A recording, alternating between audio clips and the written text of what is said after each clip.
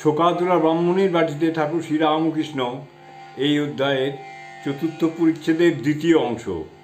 এইবার ব্রাহ্মণীর ভগ্নী বলিতেছেন, ওই দিদি আসছেন। ব্রাহ্মণে আসিয়া ঠাকুরকে প্রণাম করিয়া কি বলিবেন কি করিবেন কিছুই ঠিক করিতে পারিতেছেন না।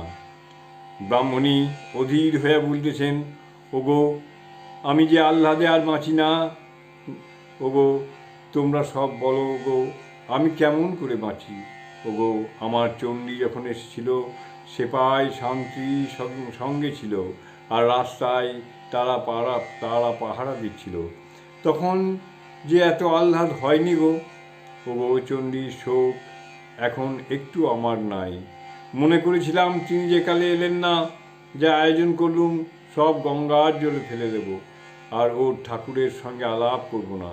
যেখানে আসবেন একবার যাব, অন্তর থেকে দেখব, দেখে চলে আসবো। যাই সকলকে বলি, আয় রে আমার সুখ দেখে যা।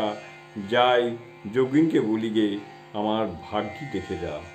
ব্রাহ্মণী আবার আনন্দে অধীর হইয়া বলিতেছেন, ওগো খেলাতে লটারিতে 1টি টাকা দিয়ে মুঠে 1,00,000 টাকা পেয়েছিল।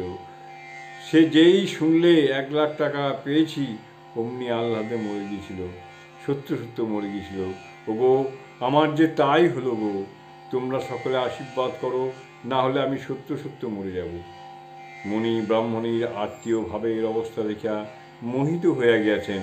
তিনি তাহার পায়ের ধুলা লইতে গেলেন। ব্রাহ্মণী বলতেছেন, সে কি গো?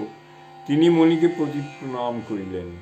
ব্রাহ্মণী ভক্তেরা আসিয়াছেন দেখিয়া আনন্দিত হইয়াছেন, আর বলতেছেন, তোমরা সব এসেছ, ছোট নরেনকে এনেছি বলি, তা না হলে হাসবে কে?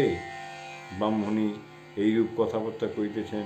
উহার ভগ্নী আসিয়া ব্যস্ত হইয়া বলিতেছেন, দিদি এসো না, তুমি এখানে দাঁড়িয়ে থাকলে কি হয়? নিচে এসো, আমরা কি একলা পারি? তুমি এখানে দাঁড়িয়ে থাকলে কি হয়?